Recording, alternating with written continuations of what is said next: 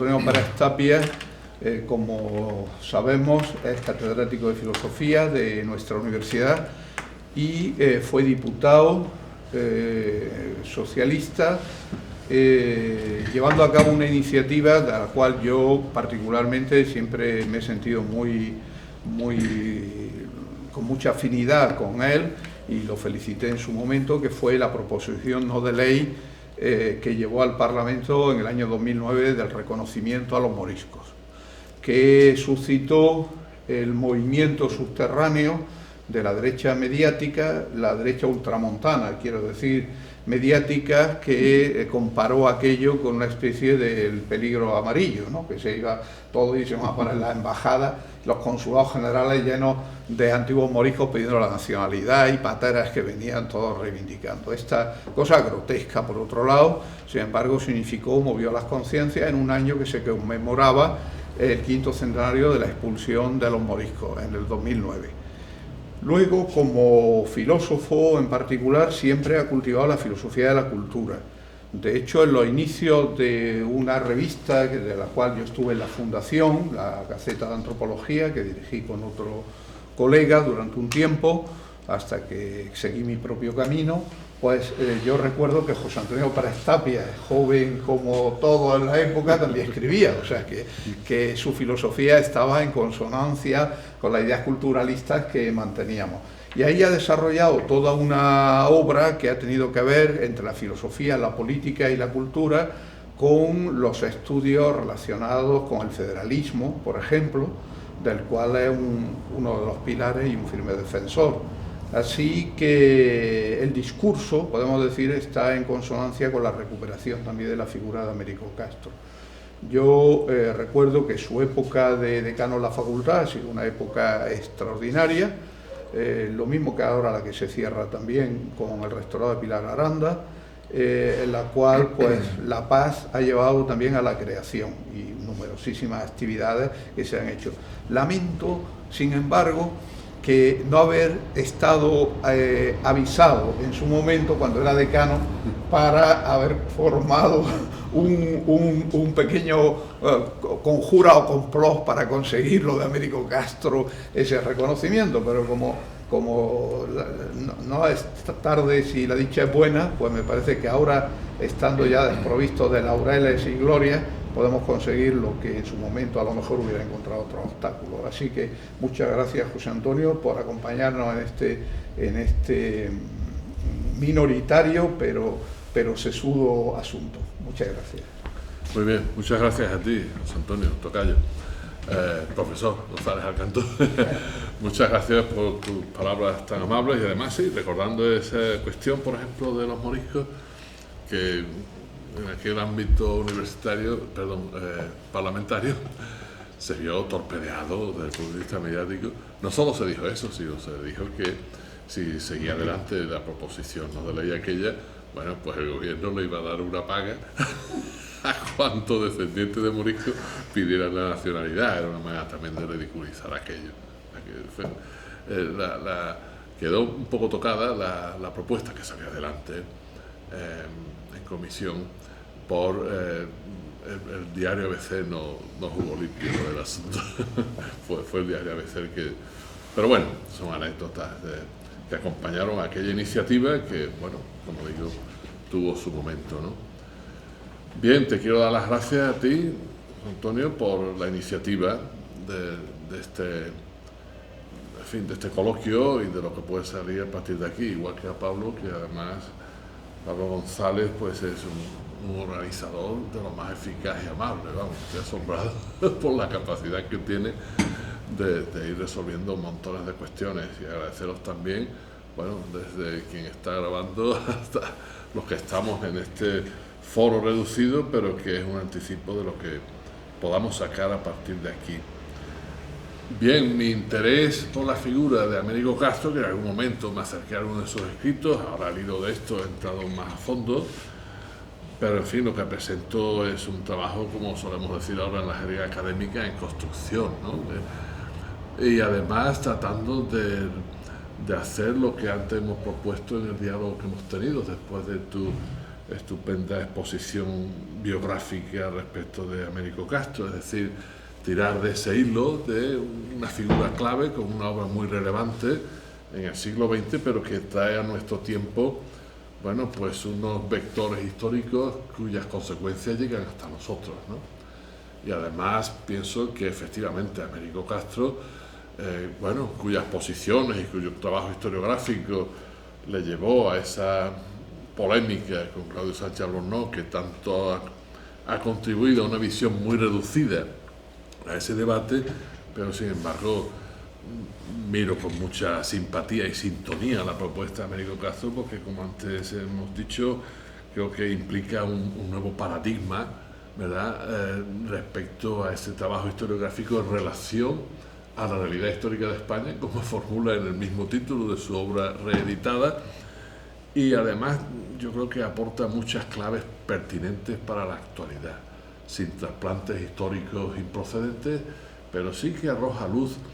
Y en ese sentido, bueno, con las correcciones de detalles que le pueden hacer otros colegas desde el campo de la historiografía medieval o de la historia moderna o de otros campos, sea de la lingüística, etcétera, bueno, pero sus planteamientos, como quiera que sea, arrojan una luz que desde mi punto de vista se nos hace imprescindible, ¿no? Creo que ese es el valor de su herencia. Bien, escribiendo y pensando sobre esto, sobre el título inicial, bueno, lo reformulo con un título y un subtítulo, para que no fuera tan largo, ¿no? Américo Castro y su interpelante visión de la historia de España. Y como subtítulo, herencia para la actualidad de la edad conflictiva, esa categoría suya, que se extendió por el Renacimiento y el Barroco de aquella primera modernidad hispana, ¿no? Bien, un primer punto, en fin, haré una exposición más coloquial, resumiendo los folios escritos que ahí quedan para, digamos, avanzar sobre ello en el futuro. Primero, un pensamiento dispuesto a comprender la historia, subrayando lo de comprender, ¿no?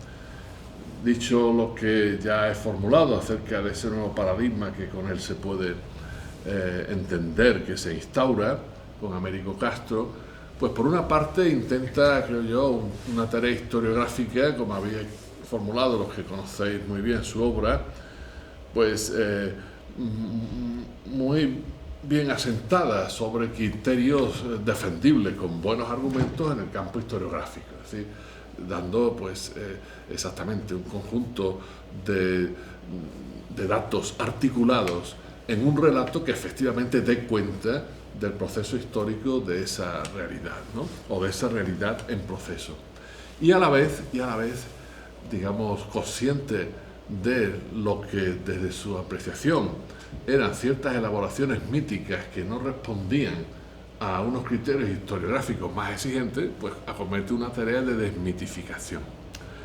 Podríamos distinguir, bueno, eso no es arremeter contra todo mito, hay mitos muy dignos que merecen, como diría en su día Riquet, un proceso de desmitologización, es decir, criticar el mito para retener su verdadero logos, lo que es una transmisión de sentido que nos merece la pena, porque algo nos dice relevante para el día de hoy, pero no es justamente una explicación histórica solvente en muchos casos, como una explicación de otro tipo, ¿verdad? Y luego lo que son mitificaciones. Entonces, de suyo, pues Américo Castro nuestro se planta respecto a críticamente respecto a ciertas mitificaciones que lo que han hecho es nutrir una determinada identidad colectiva, reforzando pues un imaginario que se ha alimentado de esas mitificaciones, ¿no? En ese sentido, bueno, su posición respecto al quehacer de la historia en el campo de las ciencias humanas, como aparece documentada en sus mismos textos por las notas y las referencias que hace, y antes lo mencionaste tú, bueno, se sitúa en una posición deudora en el contexto aquel de la España del momento, pero deudora del planteamiento epistemológico de Dilthey. Sabemos que Dilthey es el que estableció después, en el contexto ya donde, bueno, el paradigma hegeliano de los saberes, ya hacía tiempo que había dejado de ser sostenible, habían emergido pues las ciencias que hemos llamado humanas, sociales, la psicología, la historia, la sociología, etcétera, Bueno, pues a todo ello Dilthey le llamó la ciencia del espíritu, como bien sabemos, contrapuesta a la ciencia de la naturaleza. Bueno, simplificando lo que podamos decir en este momento al respecto, las ciencias de la naturaleza pretenden el estudio de algo que es su objeto, y respecto a ello hacen teorías que contrastan empíricamente. Hoy se hacen simulaciones y otro tipo de cosas, pero se le da un tratamiento a ese objeto de estudio, y por eso se habla además fácilmente de un conocimiento objetivo, como si fuera de suyo, con explicaciones teóricas que se contrastan o se sostienen desde diferentes expedientes epistemológicos, ¿no? En contraposición a eso, Dilthey habla de la ciencia del espíritu, cuyo objetivo no es meramente explicar, su objetivo es comprender, y a través de esa comprensión comprendernos a nosotros mismos. Eso está marcando el planteamiento de Sánchez Albornoz. Entonces se da, ¿por qué comprender? Hombre, porque el objeto de la historia, o la historia como objeto, mejor dicho, pues es un objeto que implica sujetos, es decir, el estudio de nosotros mismos. Es decir, y en la historia pues no hay una concatenación de causas que nos permitieran, por ejemplo, según los esquemas que vienen desde el giro copernicano y del modelo galileano, etcétera, ya no aristotélico, pues claro, la historia no nos permite hablar de una concatenación de causas en virtud de las cuales podamos hablar de leyes de la historia, por ejemplo, como se habla de leyes de la naturaleza. ¿Por qué? Porque la historia está protagonizada por sujetos, y el objeto son los sujetos, sus acciones, los procesos en los que se integran esas acciones, las estructuras que resultan de esos procesos, ¿verdad? Y en todo ello pues intervienen intenciones, motivaciones. Entonces, como ha dicho otro autor que en su día fue muy relevante, que es Wright Mills, en un libro que tituló Explicación y comprensión, o Explicar y comprender. Bueno, pues en todo caso, si se habla de procesos causales en la historia, hay que matizar de qué se trata. Este autor habla de procesos cuasi causales, ¿no? Es decir, para indicar que no son causas como las que se dan en los procesos naturales. Entonces, sobra todo determinismo, toda visión teleológica, ¿verdad? Sea en clave de un pensamiento naturalista, o sea, bueno, de esas distorsiones que se han dado de la herencia de Marx, malinterpretando el materialismo histórico a veces en un sentido muy determinista, ¿no? Sea en clave reformista o en clave postrevolucionaria, como en algún momento se pretendió, por ejemplo, por la ortodoxia comunista de la órbita soviética u otras, ¿no? Entonces no cabe ningún determinismo, y esto está muy presente en Américo Castro.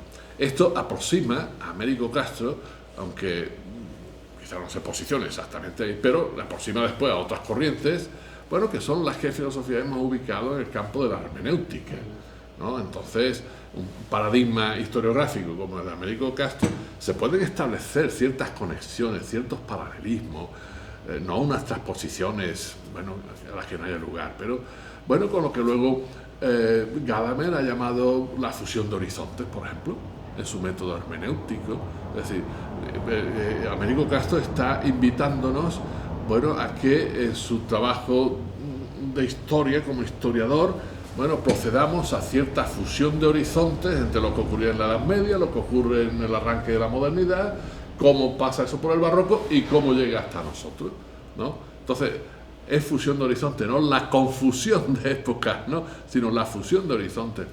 Y luego, pues, claro, esa profusión de datos y demás, lo que hace, y ese estudio concienzudo de casos, de autores, de corrientes, de hechos históricos, es lo que hace que, sin duda, pues la comprensión a su vez esté sostenido por explicaciones fehacientes o bien documentadas. En ese sentido, pues también responde a los parámetros de una hermenéutica crítica, como más allá de Gadamer, en el ámbito filosófico ha sostenido Paul Ricoeur, ¿verdad?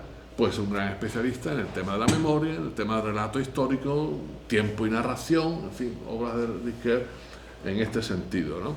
Y entonces, en esa órbita, bajo ese prisma, yo creo que se puede leer a Américo Castro, y de manera que sus aportaciones resultan especialmente pertinentes y actuales para el momento actual. Yo reconocería que además de esas iluminaciones que nos pueden venir respecto a la obra de Américo Castro a partir de Dirta y Gadamer Riquer, bueno, pues una aportación como la de Apple.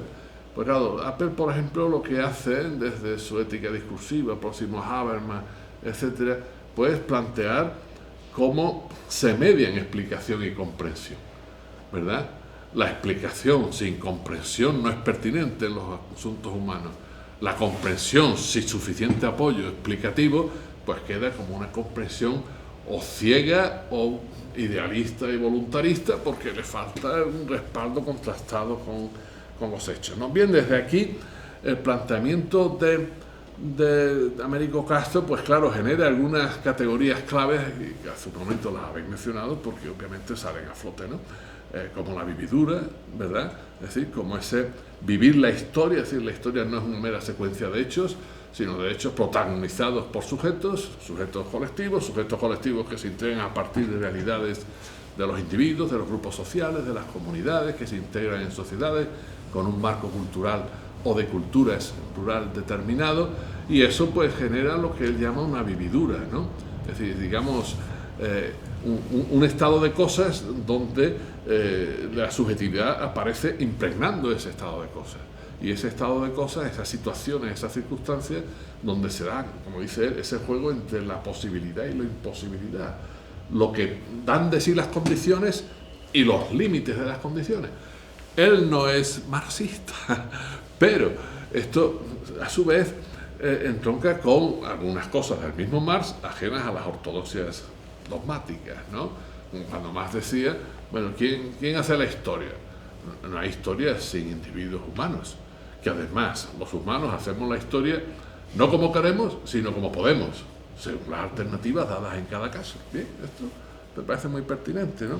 Luego iremos viendo cómo, además de la vividura, pues él habla de la morada, que se puede establecer cierto paralelismo, analogía, mejor dicho, con lo que entendemos como entorno, ¿no? Muchas veces la palabra entorno la referimos a un entorno natural, que por ejemplo, pues es, digamos, el marco en el que se desenvuelven nuestros entornos sociales y culturales, ¿verdad? Y la morada es el entorno histórico, ¿verdad? Es el tiempo histórico en el que nos situamos. Interesante es cuando aparece un poquito de soslayo, cuando aparece Bersón, ¿verdad? Y entonces Bersón, ¿qué nos está diciendo esas referencias a Bersón? Bueno, con su categoría de duración, etcétera, bueno, que el tiempo humano, antropológico, histórico, no es solo el tiempo cronológico de los relojes o el tiempo del curso de la naturaleza, sino es el tiempo de la intensidad de lo vivido, es el tiempo también, no solo continuo, sino como dijo Benjamin, ¿verdad? El tiempo discontinuo que queda en suspenso, que el acontecimiento, digamos, rompe lo que se pretendía o parecía que era una determinada continuidad de cosas que suceden, ¿no? Bien, entonces por aquí encontramos muchas claves desde las que hacer una relectura, que yo creo que puede ser de un gran rendimiento, para esclarecer, comprender nuestra propia realidad hispana en este caso, y todo ello aportado por la obra de Américo Castro. Claro, a la hora de desmitificar, bueno, pues hace muchas constantes alusiones, muchos contextos, a veces se repite la misma obra, es decir, es un exceso, pues hablar de Séneca, como bien sabemos, como filósofo español, era de la romanidad, ¿no?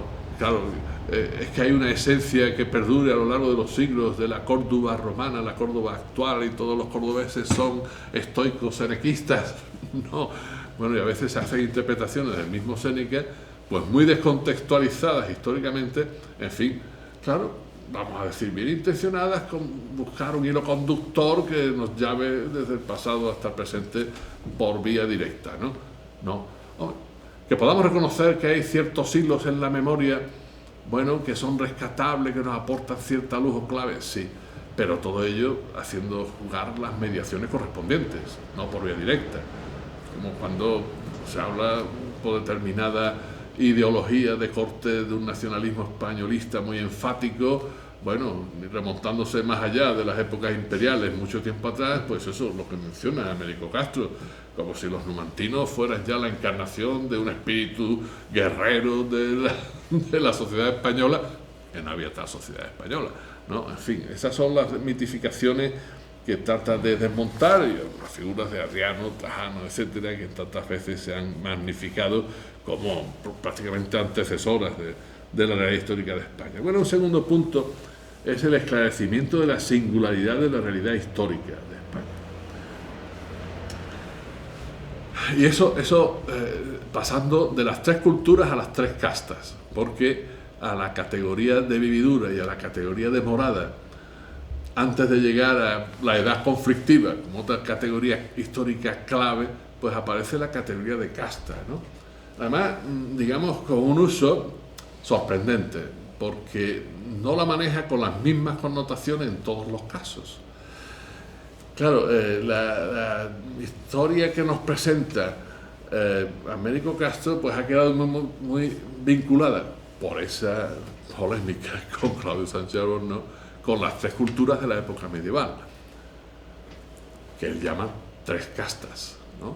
Porque, digamos, cuando pasa a estudiar la singularidad de España desde las claves que maneja, que además le permiten hacer una diferenciación entre la España medieval y otros países medievales de la Europa del momento, coetánea, ¿verdad? Pues claro, esa realidad de mezcolanza, hibridación, convivencia cuando lo hubiera, conflicto cuando se presentara entre todo lo que era la realidad de los reinos cristianos, lo que era la realidad de los reinos musulmanes y lo que era la población judía diseminada por unos y por otros, y además de manera notable, con una población muy fuerte de lo que era la judía y la sefarad, y de eso sí que hay una constancia documental, arqueológica, etcétera, fuerte al respecto.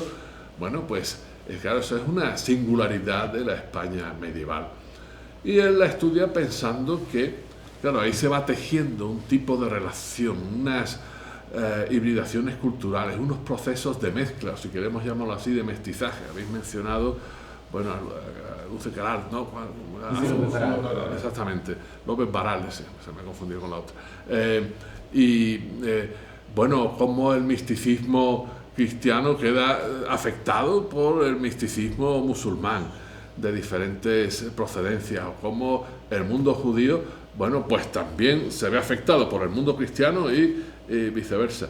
Antes pareció como la polémica con Netanyahu padre, del Netanyahu, que ahora da tantos dolores de cabeza y hace tantas barbaridades, el hispanista al respecto también, en lo que le toca del mundo judío de Sefarad.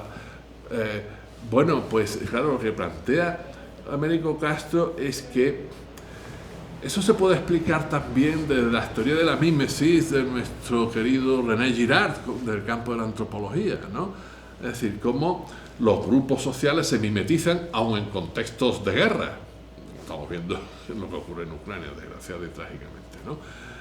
Es decir, ¿qué ocurre? El mundo cristiano, cuando luego pasa a los expedientes de pureza de sangre, hay ciertos sectores del judaísmo, bueno, que hasta en el mundo bíblico tienen esto documentado. Claro, como nada es compacto, digamos, son los sectores más integristas, más conservadores del mundo judío, no son los otros, no es el vector profético, liberador, etcétera, sino eso cita los pasajes del libro de Esdras y de Nehemías, ¿verdad?, como aquellos que en la época post-exílica dan lugar a determinadas interpretaciones del judaísmo que buscan reforzar ciertos componentes identitarios ante un mundo hostil, ¿verdad? Bueno, y eso es lo que acaba pasando al mundo cristiano, aunque lo que ocurra luego en el mundo cristiano con expedientes de Santa Inquisición no se debe ni mucho menos solo a eso. Como otras cuestiones, pues también piensa que son por préstamos y cosas que pasan del mundo musulmán al mundo cristiano y viceversa, ¿no? Bueno, pero en el mundo medieval se dan esas tres castas. Él pone el punto crucial de emergencia, siguiendo la pista de qué es lo español, quizá con cierto afán esencialista, que es lo que se le ha acusado después, ¿no?, antiesencialista, en un aspecto y vuelve. Bueno, siguiendo la pista lingüística, todos sabemos que cuando trata qué es lo español y cómo se definen los españoles, pues punto arranca en el siglo X, ¿verdad? Cuando ya hay una cierta reconfiguración de los reinos en la península ibérica, que en fin siguen reconociéndose bajo el rótulo de lo hispánico como herencia romana que queda en ese trasfondo, Pero claro, hispánicos o españoles, incluso cuando se utiliza esa palabra como importada, según plantea él como lingüista, apoyándose en otros del mundo occitano, del ámbito occitano, pues todos se sienten españoles. Y españoles son los cristianos, si utilizamos el término, españoles son los judíos y españoles son los musulmanes. Es decir, no puede acaparar ninguno la denominación, ¿no? Y al no haber una denominación que abarque a todos, ¿cómo se diferencian?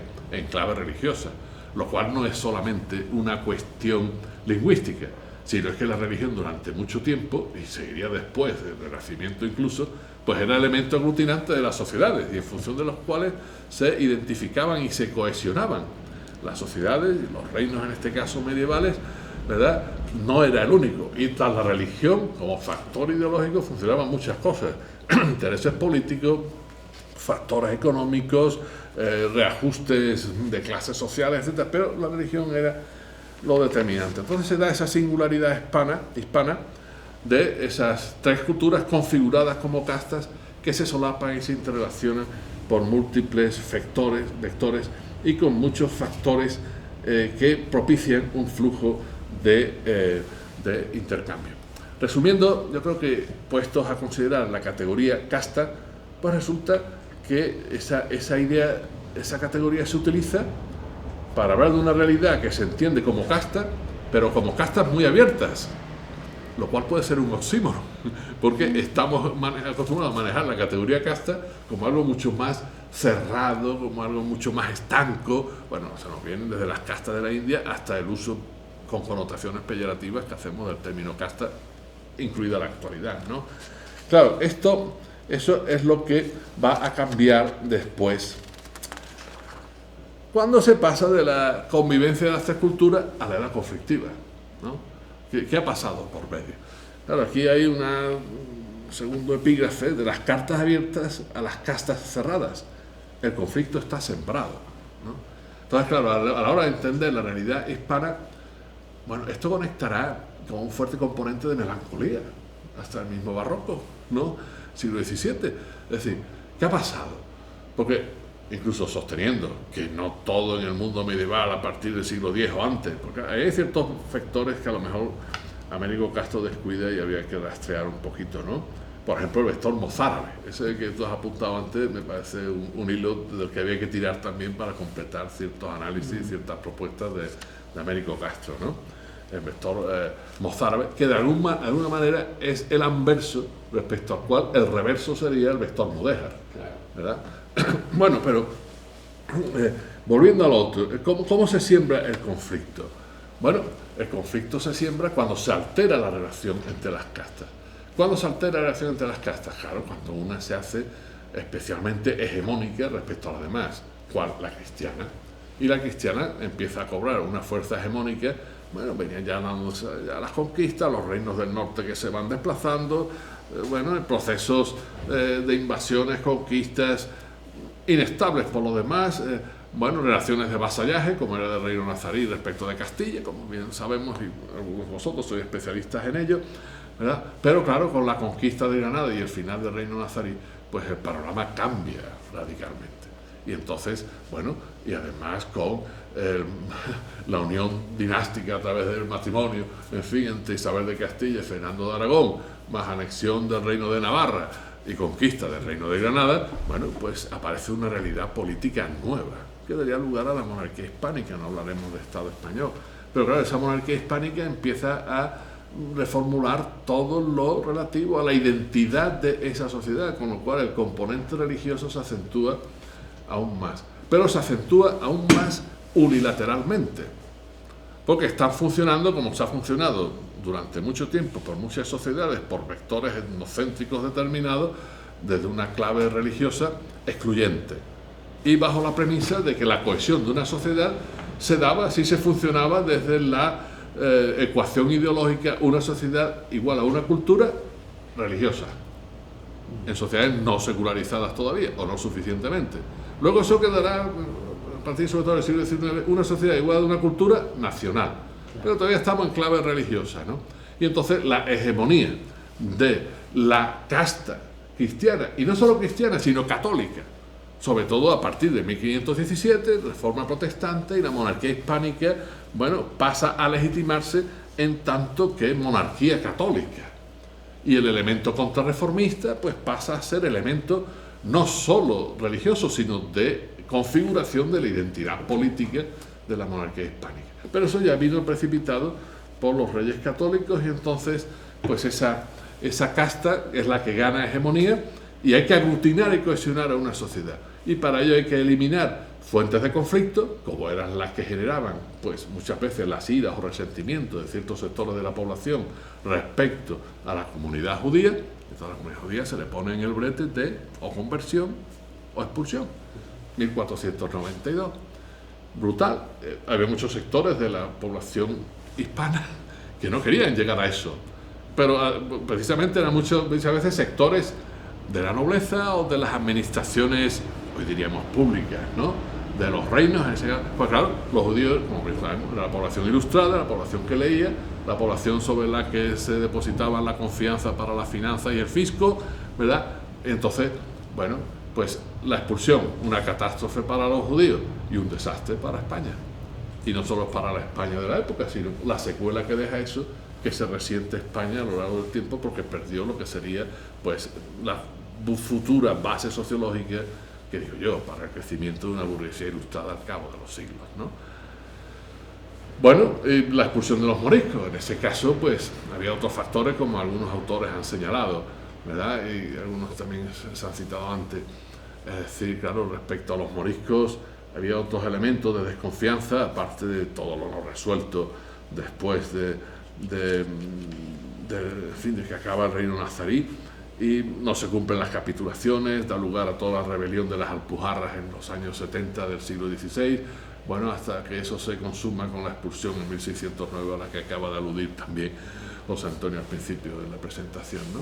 Expulsión de los moriscos. Había otro factor añadido que era, bueno, pues el percibirlos como potenciales aliados, una quinta columna que podía contactar con los otomanos en la disputa que había por el control del Mediterráneo entre el Imperio Otomano y el Imperio Español, que iba emergiendo disputando esa hegemonía en el contexto mediterráneo.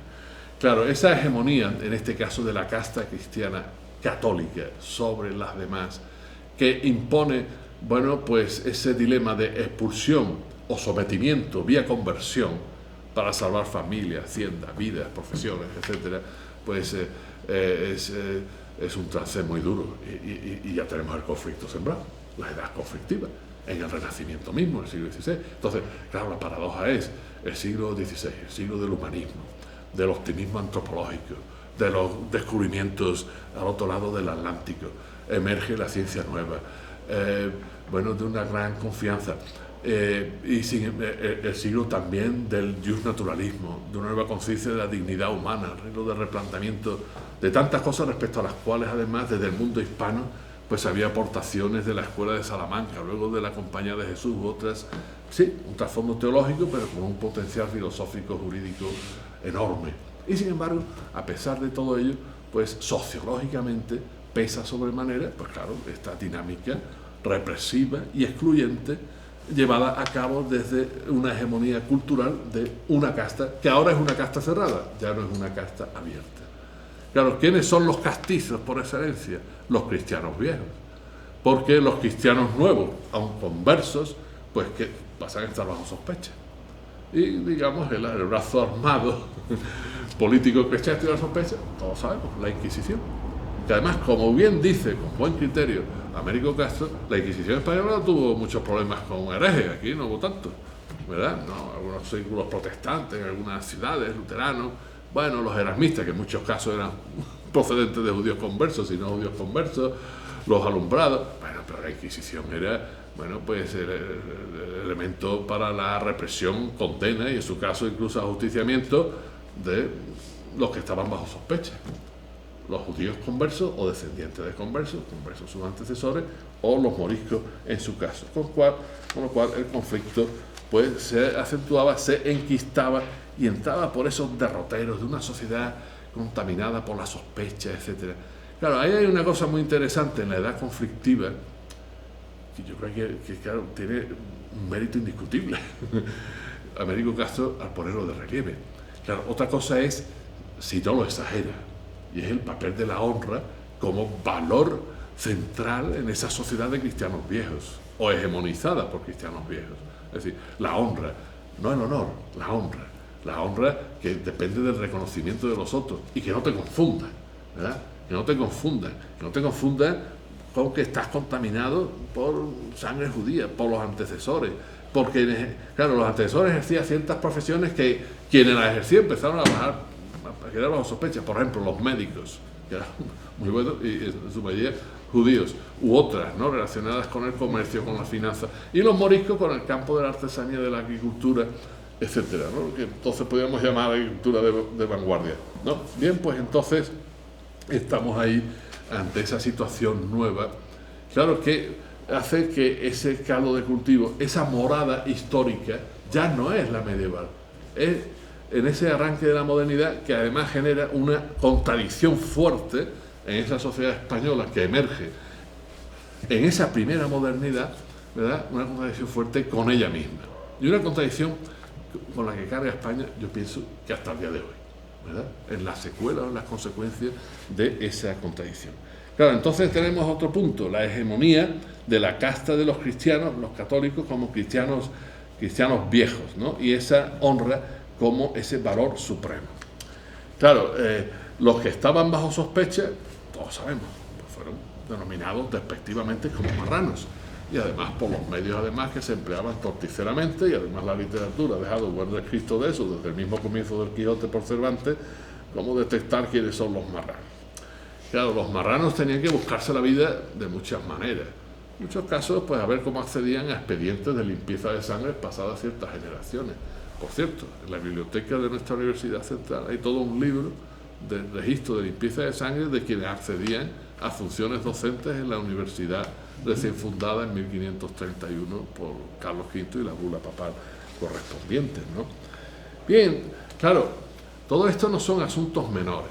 Vamos a suponer incluso que se rebaja lo de la honra, porque claro, luego Américo Castro, de esa primacía de la honra vinculada a la pureza de sangre de los cristianos viejos, que no tenía que mancharse las manos con otras tareas profesionales, bueno, que fueran pringosas en un sentido físico o que les pringaran en un sentido metafórico, pues él piensa que ese sector de la ciudadanía, de la población hispana de ese reino que se iba constituyendo en esa monarquía hispánica, bueno, pues permaneciera ajeno a ciertas profesiones liberales, al desarrollo de la ciencia y la cultura modernas, y claro, eso mete a España en un atraso notable, incluso a una gestión de la economía mucho más eficaz en los términos del protocapitalismo que implicaba el mercantilismo, al que pronto derivó pues la misma situación económica, máxime con el extractivismo que venía del imperio y las prácticas coloniales al otro lado del Atlántico, ¿no? Pero dicho todo esto, que creo que es un asunto importante a este respecto y que nos permite también establecer ciertas conexiones o paralelismos para aclarar lo que puede enriquecer un planteamiento como el de Américo Castro. Bueno, pues toda esta situación que cambian las castas, son castas cerradas, la primacía de la honra, todo lo que suponen los cristianos viejos en España, que eso dura siglos y deja una huella sociológica enorme y mete, digamos coloquialmente, en el disco duro de la población pues factores de discriminación, de sospecha, de exclusión de todo lo que aparezca como extraño, en versión de infiel o de hereje, ¿verdad? Bueno, pues eso configura un papel muy fuerte de lo que por la época, pues, en fin, en 1923 Lukács, del cual celebramos el centenario de Historia y Conciencia de Clase, realzó en el campo marxista como la relevancia del factor subjetivo. Entonces, el factor subjetivo de la sociedad española, que resulta de todo lo que ocurre en lo que Américo Castro llama edad conflictiva, chicos, pues es un factor negativo, un factor subjetivo con un elemento, bueno, ¿qué tenía de positivo? Como diría Muñoz Molina, el que antes ha hecho referencia, el ardor guerrero, el espíritu, digamos, emprendedor, no en sentido económico, sino en sentido de los descubrimientos, del salir fuera de ese expansionismo que de alguna manera continuaba cierto espíritu guerrero medieval en América, en fin, todas estas cosas sobre las cuales se ha escrito tanto. Bueno, pues eso sería una parte, ¿no? Pero la otra pues es todos los elementos de negatividad que mete en la sociedad española, en sus relaciones, pero que más los mete, digamos, desde las estructuras caracterológicas de los individuos y de los grupos sociales, unos para ejercer represión y otros para soportarla. Bueno, y que la van soportando, aunque se vayan buscando pues los huecos correspondientes en esa misma época renacentista, o por vía de la reforma religiosa, en las órdenes regulares masculinas o femeninas, ¿no? Desde Fray Luis de León hasta Teresa de Jesús, por la vía, bueno, de acceder de nuevo a ciertas posiciones en las administraciones de los reinos, o por la vía, bueno, de una carrera eclesiástica potente, como Hernando de Talavera, primer arzobispo de Granada, de antecedentes judíos, o como Bartolomé de Carranza, arzobispo vinculado a Carlos V, que además en el quien buscaba respaldo, Bartolomé de las Casas, ¿verdad? Pero también puesto bajo sospecha, vigilado y acusado de judaizante en algunos momentos. Claro, más luego el campo de la literatura, Fernando de Rojas, Cervantes y tantos otros, ¿verdad? Con esos antecedentes judíos y ahí soportándolos como fuera, porque estaban siempre bajo sospecha en tanto que cristianos nuevos. Bueno, ese es el factor subjetivo que operaba. Pero, claro, el factor subjetivo no hay que infravalorar, porque, por ejemplo, a nadie se le ocurre infravalorar a Max Weber porque habla de la ética protestante y el espíritu del capitalismo. ¿Cómo la ética protestante configuró un tipo de personalidad? Pues aquí la edad conflictiva y la manera de estructurarse en la relación de castas desde la hegemonía represiva de una configura un tipo humano que es el que es conforme con la dinámica de la monarquía hispánica en aquel contexto de una primera modernidad que tenía luego sus expresiones, por ejemplo, muy potentes en el barroco, algo que ha subrayado, por ejemplo, Enrique Dussel desde Latinoamérica, insistiendo en que la primera modernidad, antes que llegara en el siglo XVII el ego cogito cartesiano, estaba el ego conquiro hispano, por ejemplo, en América, ¿no? Bien, pues ahí estaba eso. Entonces podemos establecer ciertas analogías, igual que hay un tipo de la reforma protestante, el cristianismo reformado, etcétera, que es conforme con lo que exigía, no solo en condiciones económicas, sino en condiciones antropológicas y sociales, el capitalismo que iba a despegar. Pues aquí tenemos, claro, no era el tipo para un capitalismo como el que van a conocer en Centro Europa, ¿verdad? Pero era el tipo de la contrarreforma y del mercantilismo de esa época y de las características de esa sociedad imperial del momento, cosa que Townend también refiere, o se puede mencionar los planteamientos de Erich Fromm acerca del carácter social, ¿no? De la casta por tanto como facticidad sociopsicológica y cultural. Bueno, aquí hay introduzco ¿cómo vamos de tiempo? Hay que ir terminando, ¿no? Bueno, pues voy resumiendo. Introduzco un elemento nuevo. Sí, bueno, mientras llega. Hay un elemento nuevo, es el ethos barroco, cuando ya pasamos del siglo XVI al XVII, que es a donde también me interesa llegar, ¿no? El ethos barroco, eso es categoría de filósofo mexicano, bueno, de origen ecuatoriano, Bolívar Echeverría. Es decir, el barroco genera un tipo humano, lo cual es muy parecido a lo que nos está diciendo Américo Castro, ¿verdad? Un tipo humano. Claro, lo que Bolívar Echeverría llama ethos barroco es una modalidad del ethos histórico de la época y de la cultura del barroco. No vamos a entrar ahora en los detalles de eso. Él habla de un ethos realista, que sería el conformista de la época, los sectores dominantes que le va bien, un ethos clásico, que sería un ethos melancólico conservador, digamos, cualquier tiempo pasado fue mejor.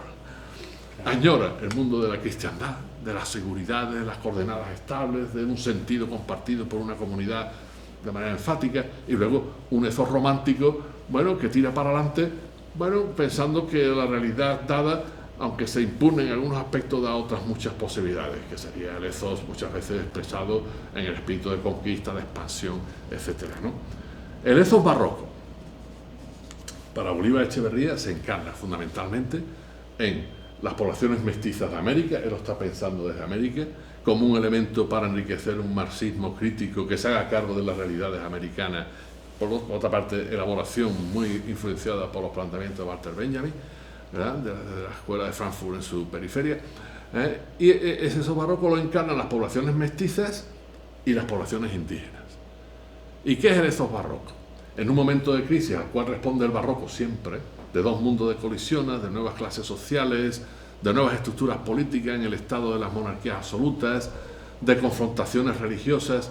Claro, en Europa eso tiene unas características, en América tiene otras añadidas, porque no solo es la colisión entre el mundo antiguo que ya se fue, dicho con resonancia ranciana, y el nuevo que aún no se ha consumado. Han desaparecido las categorías que daban sentido y unificaban en una cosmovisión, y ahora surge el problema del escepticismo, la duda de que nos fiamos, ¿verdad? El problema, bueno, de toda una melancolía de quienes se sitúan y además entran en un periodo de decadencia como era ya en el siglo XVII, hacia la mitad el Imperio Español. Bueno, pero es que en América la confrontación estaba acentuada porque además de todo eso, y ya metidos ellos también en una modernidad primera, aunque no era vivida igual por los conquistadores que por los conquistados, claro, pero en América era la colisión no solo de un pasado y de un presente, sino del mundo de los conquistadores y del mundo de los conquistados, ¿no? Entonces esa era la cuestión. Ahí surge el ethos barroco. Y entonces lo que plantea Américo Castro tiene mucho que ver con el ethos barroco, por ejemplo, en los marranos, en los judíos descendientes de conversos. Porque ¿qué caracteriza el ethos barroco? Un ethos de resistencia.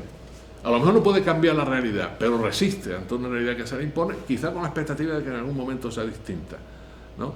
Pero resiste manteniendo una memoria, incrustando, digamos, sus factores de resistencia y de memoria en la cultura dominante, ¿verdad? Ocupando los espacios que pueden ocupar. Bueno, también lo que hacían las poblaciones indígenas y mestizas en América frente a los sectores dominantes, ¿verdad? De la conquista constituida en imperio. Ese es el ethos barroco. Entonces, claro, esos factores de resistencia son muy importantes verlos. Algo había apuntado antes, en el diálogo anterior al ritmo de tu exposición, incluso había hecho mención de la palabra resistencia, ¿no? Recogiendo pronunciamientos de Américo Castro. Bueno, es que la población marrana resistía como podía, ¿verdad? Con mayor o menor éxito según los casos. Bueno, con el tiempo eso se fue diluyendo, pero ahí queda ese trasfondo. Para terminar, me fijaré en un personaje histórico, filosófico, al que en algún momento hace alusión el mismo Américo Castro, que es Spinoza, descendiente de judíos marranos, y doblemente marrano, porque su familia huyó primero del reino de Castilla, luego del reino de Portugal, hasta que se instalan en Ámsterdam. Bueno, Spinoza, con todo su planteamiento filosófico, desde esa apoyatura en la razón, en la cual desarrolla y despliega su pensamiento, pues es doblemente marrano, como plantea Joubert en su obra magnífica, El marrano de la razón, porque viniendo de ser expulsados, ¿verdad? Ser expulsados incluso después de haber sido conversos, porque tuvieron que huir, ¿no? Pero, claro, y llegan allí y además están puestos bajo sospecha cuando vuelven al judaísmo. Pero es que él es expulsado de la sinagoga, por eso es doblemente marrano, ¿no? En algún momento, pues con estas heterodoxias que algunos nos acompañan de por vida, pues he defendido que Spinoza puede interpretarse, creo que hay motivos suficientes, como un pensador no solo en la época del barroco, sino del barroco. Porque además, si el barroco tanto hace uso del artificio y de tantos otros recursos, ¿qué mayor artificio que una ética more geométrico demostrata? Es todo un artificio, ¿no? ¿Verdad? Bueno, más otras cuestiones que podían subrayarse y no es el momento ahora. A partir de ahí, por cierto, lo conecta mucho con Luis Vives, otro judío, pero que además expresamente en unos pasajes establece la conexión entre Luis Vives anterior y Spinoza posterior. Y además insistiendo en una cosa que a mí me resulta importantísima y hasta cierto punto gratificante, es decir, ¿por qué no apoyarnos en Spinoza y en Luis Vives, entre otros, para recuperar ese hilo de un pensamiento hispano que hable con voz propia, no solo reconocida hace siglos, sino siguiendo ese hilo en la actualidad? Y en la actualidad, ¿por qué? Y con esto termino, dadas las premuras de tiempo y lo que yo ya he hablado. ¿Por qué no articular, a partir de todas estas referencias y la lectura con lo susceptible de corregir que haya, con el paradigma historiográfico que nos propone Américo Castro, para la Edad Media y para la Edad conflictiva, ¿por qué no movernos con una perspectiva marrana sobre España? O con una perspectiva morisca, si se quiere. Porque mientras no hagamos eso, pues ¿dónde estamos? En la España que sigue excluyendo, en la España donde alegremente, y va en el imaginario, algunos incluso en sus mítines y sus declaraciones políticas se permiten hablar de los españoles de bien. Es el reciclaje de los cristianos viejos, ¿verdad? ¿Y por qué el tiempo este no es morada de todos los que habitamos en la España actual o en el ámbito iberista, ¿verdad? De que haces tanto hincapié, ¿no? Es decir, una mirada marrana es la mirada que se abre a la tolerancia, que se abre a la diferencia, que no construye identidad desde la uniformización en virtud de un planteamiento hegemónico. Bueno, pues esa es la mirada que necesitamos recuperar y para la cual pienso que un planteamiento como el de Américo Castro, sin duda, es una aportación que nos puede ser no solo muy esclarecedora históricamente, sino muy fructífera actualmente. Por aquí va mi reflexión.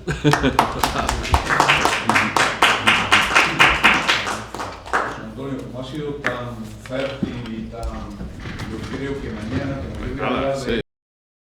Me ha encantado la ponencia, la conferencia, y decir que muchas veces las sociedades necesitan explicarse, necesitan construir una ideología, una mentalidad, y que eso le lleva a mitificar, a inventar y a no reconocer la historia tal y como es. Porque, por ejemplo, el proceso que se produce o que hacen los reyes católicos, vemos que es anterior, que ya en el siglo X y XI se había generado todo lo que era la ideología del reino Astur-Leonés, que también estudió Abilio Barbero, donde los mozárabes participan en crear esa ideología y vincularlo al reino visigodo, aunque en realidad no tenían ninguna conexión real, sino que es una conexión que se va formando ideológicamente a través de una serie de documentos y del paso de los siglos, y se pasa de no tener nada que ver a ser los herederos legítimos de los visigodos, ya en el siglo XI-XII.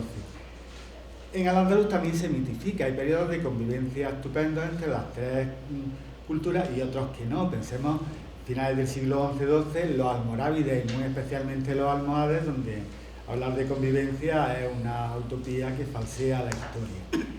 Entonces yo creo que toda esa construcción que se va generando, en realidad hay que también deconstruirla bastante y estudiar cada periodo en su momento exacto para tener una aproximación histórica que no sea mitificada, sino que sea realista de lo que sucedió en esos momentos.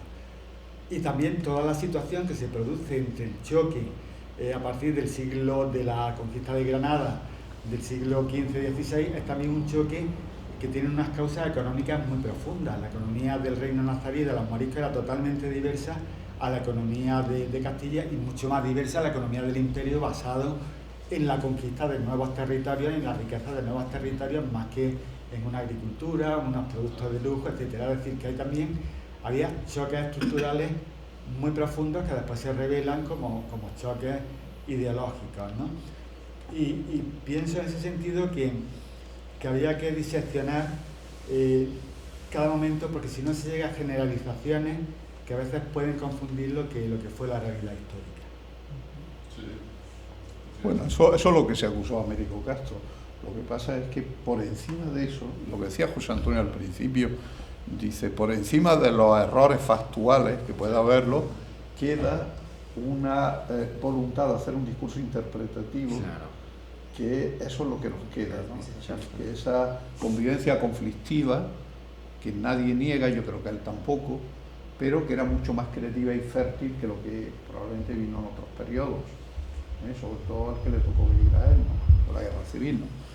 Y yo creo que eso no lo niega nadie. Entonces yo creo que Américo Castro hay que sacarlo del buenismo, es decir, de un buenismo absoluto. Yo de hecho mañana voy a criticar ciertas facetas del método, siendo castriano, sin embargo, como Paco Márquez. A mí no se me puede decir que siga al pie de la letra ni lo del mito de Santiago, ni que, porque él falla, ¿no? en determinadas cosas, pero otra cosa, el mayor fallo suyo fue probablemente su adhesión a la filosofía alemana, que era bastante oscurantista. Ya algo ha hablado José Antonio, Hegel, Dilthey, y su rechazo del pensamiento francés, que fue visceral. El único amigo que tenía en Francia era Marcel Bataillon. Visceral, o sea, no quería ni oír hablar, y eso le cegó muchos campos del conocimiento. O sea, que no vamos a pensar que él fuese ahora el demiurgo de nuestra historia. Ahora es un motivo de reflexión que, por ejemplo, comparado con Sánchez Albornoz o cualquiera otra de su época, es que no le llega a la altura de la Alpargata, porque los otros eran positivistas, no había método. Claro. ¿No? Ahora, ¿qué errores? Claro que cometió. Eso él mismo hubo errores que ya acosado, si no reconoció más es porque estaba acosado, se sentía acosado por el Opus, por Claudio Sánchez Albornoz, él decía los falangistas, pero si no llega a ser por eso, él de motu propio hubiese cambiado, lo mismo que cambiaba los libros continuamente, hubiese cambiado muchos argumentos, porque es de una edición a otra lo cambiaba. Claro. Lo que pasa es que estaba todo el día con el tío que él decía, el tío de Buenos Aires, encima, y con los del Opus detrás, y decía, y entonces cogió y llegó a coger algo como de manía persecutoria en cierto momento. Sí, muchas gracias por tu reflexión, Reinaldo. Bueno, la tuya también, José Antonio, obviamente. No, pero apuntando a eso, me pareció muy pertinente, porque también lo tenía por aquí recorrido, lo del hilo mozárabe. Pues claro, lo del siglo X y ese punto de... Claro, ahí enganchan mucho de las críticas como esencialistas. En la historia no hay punto cero. Es decir, todo tiene una génesis, en fin, que puede tener unas causas más remotas, más próximas. Que está lo mitificado, pero mitificado en ciertos momentos ya, es decir, son elaboraciones sobre ciertos hechos, ¿no? ¿Hay tales hechos o no los hay? Entonces, claro, el vector mozárabe es un vector ahí especialmente relevante a tener en cuenta. Ahí creo, hasta donde yo he podido ver, hay algo que hay que cubrir en las elaboraciones, aparte ya de, en fin, todos los elementos de conflicto, almohades, etcétera. Bueno, Averroes y Maimónides, los dos tuvieron que salir como exiliados. Ya tenemos ahí dos casos, en fin, que no nos vamos a apuntar como españoles, pero bueno. Por cierto, que hasta nuestro colega José Martínez Delgado, el de árabe, ha descubierto en Londres, en la biblioteca, en Cambridge, pues un documento de Maimónides utilizando castellano. Exactamente, usando un glosario, un vocabulario en árabe, romance. pero, exactamente, en lenguaje.